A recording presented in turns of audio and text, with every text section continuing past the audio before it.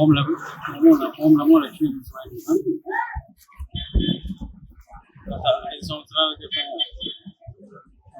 రక్తం కాబట్టి రథం శకలాల్ని తొలగించే నిమిత్తం పోలీస్ డిపార్ట్మెంట్ వారిని పర్మిషన్ లేఖలు రాయడం జరిగింది. ఆ లేఖల నుంచి మరి ఒక వారం రోజుల క్రితం డిఎస్పీ గారి నుండి అనుమతి ఇచ్చింది. ఈ రథశకలాలు అనేవి సీజన్ ప్రాపర్టీ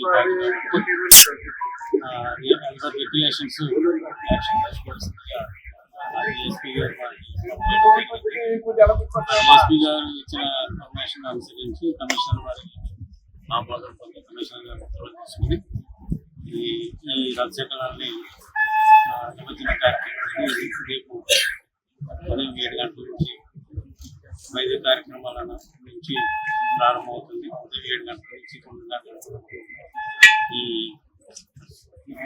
వైద్య కార్యక్రమాలు పూర్తయిన అనంతరం వాటిని అన్ని కూడా రథశకలన్నింటినీ ముక్కలుగా తీసి ట్రాక్టర్పై వేసుకుని అయితే ఈ రథం సగం కాలిపోయి సగం ముక్కలుగా చక్కెర రూపంలో ఉన్నందున దాన్ని అంతా కూడా దహనం చేసి ఆ భస్మాన్ని మాత్రమే గోదావరిలో కలపాలని మరి దేవజ్ఞులు నిర్ణయించారు. కాబట్టి ఆ విధంగా ఈ శకలాలన్నింటినీ కూడా ట్రాక్టర్ ద్వారా వేసుకుని మేము గోదావరి నదీ